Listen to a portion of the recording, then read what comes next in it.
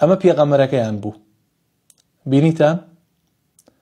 یعنی ئەو شوبهە و گومانانی کە لەسەر ئیسلام دروستی کردبوو، فەقیهێک کە 6 مانگ لە بەردەست مامۆستایەکی ئەهلی عیلما خوێندبێتی ئەزانێ جوابی باتەوە. بۆیە زۆر دڵخۆشم، زۆر دڵخۆشم، لەبەر ئەوە من هەر سەرەتا ئەمزانی ئەمانە لەمە زیاتریان پێ نییە، لەمە زیاتریان پێ نییە. بۆیە ئەو ئیسلامە سبحان الله هەر کاتێک دوژمنی زۆر بوو بێت ئیلا پەری سندووە، ئیلا لە ڕێگەی دوژمنەکانیەوە ئیسلام بە خەڵک ناسێنراوە. بۆیە ئێستا هەر بۆمان دەرکەوت کە ئەو ئیسلامە الحەمدولله باقیە ئیلا یوم القیامە و خەڵکێکی دڵسۆز الحەمدولله، خەڵکێکی بەپەرۆش بۆ ئیسلامە ئامادەیە. بۆیە بینیتان بەڕێزان، بینیتان سبحان الله دەمپیسی پێغەمبەرەکەیان چۆن بوو، ڕابەر و پێشەوەکەیان چۆن بوو، بەچی زمانی قسەیە کرد.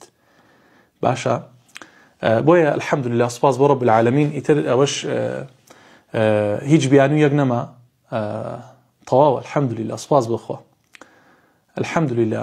ئێمە سبحان الله يعني نازانم کام جوانی ئیسلامتان بۆ باسکەم لە کام ڕێوە. يعني ئەهلی هەر مزگەوتێک ئەگریت، هەر موسڵمانێک، هەر ئەهلی قورئانێک ئەگریت، پڕە لە دەست پاکی، پڕە لە داوێن پاکی، پڕە لە ڕەوشتی جوان، کوتلەیەکە لە ئەخلاق.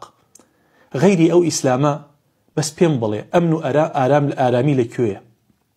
باشە، لەکوێی جیهانە منطقەیەک، شارێک، وڵاتێک شک ئەبەن وەکو وڵاتی ئیسلامی، وەکو وڵاتی موسڵمانان خێزانەکان بەرقەرار بێت، ئەدەب و ئەخلاق و دینداری تیا بێت؟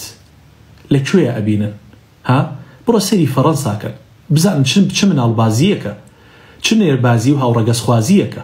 ئەسڵ ئوسرە هەر باوی نییە بەڕێزان. بڕۆن کاکەگیان ئەو گەنجانی کە لە بەریتانیا و خانەوادانی کە لە بەریتانیا دانیشن، بزانە کچە ئینگلیزەکان چیان بەسەر هاتووە، کوڕی ئینگلیز چی بەسەر هاتووە. بڕۆن سەیری ئەمریکاکەن، سەیری ئیتالیاکەن، سەیری ڕووسیاکەن.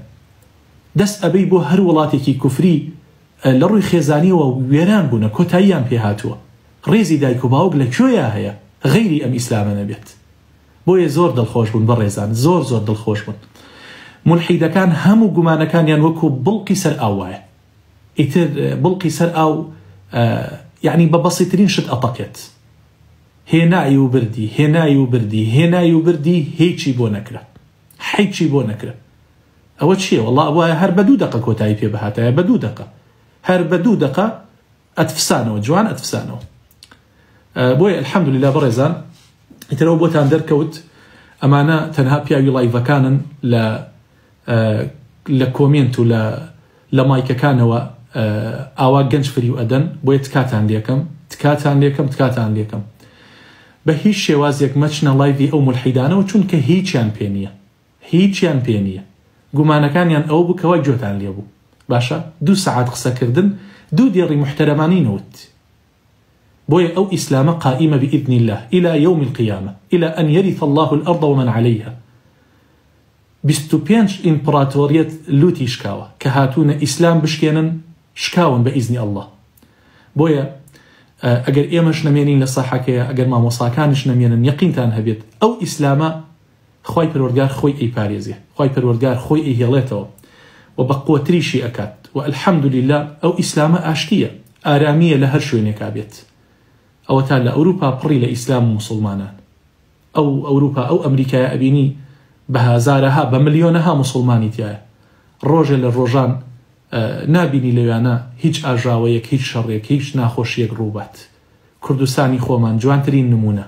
باشە، چەند ساڵە لە ناو کوردستانی خۆمانە ئەنواع ئەدیان و ئەفکار و ئایدیا لە ناو خەڵکە ئەژێ، لە ناو مسلمانانە ئەژێ، کە ئێمە زۆرینەین. گەڕەک و کۆڵان و گوند و شار نییە لەم وڵاتی خۆمانە مزگەوتی تیانە بێ. بەڵام لەگەڵ ئەوەشە مزگەوت بۆتە شوێنی حەسانەوە، بۆتە ئارامی بۆ گەڕەک و بۆ شارەکان. لە هیچ مزگەوتێکا بینیوتانە شەڕ دروست بێت، شەڕ چەقۆ دروست بێ، کەسێ بکوژرێت، ڕۆژان خەڵکی هەتک بکرێت، ئافرەتی عیبدار بکرێت. شتیوا بووە؟ قەت شتیوا ڕووی نەداوە. بەڵام لە شوێنە خراپەکانی ئەوانە هەموو شتێک ڕووی داوە. کوا ئوسرەیان کوا مناڵیان کوا خوێنەواریان هیچ. بۆی الحەمدولillah ئیتر ئەوە نەما فلانە کەس لەسەر خەتە مەلاکانتان بابێتە پێشەوە. من ئەمزانی بەخوا کە من ناڕۆیشمە پێشەوە ئەمزانی ئەمانە بەرگەی 2 دقە ناگرن. خوا ئاگای لێ ئەمانە بڵقی سەر ئاون بەرگەی 2 دقە ناگرن 2 دقە. بۆیە الحەمدولillah سوپاس بۆ رب العالمین.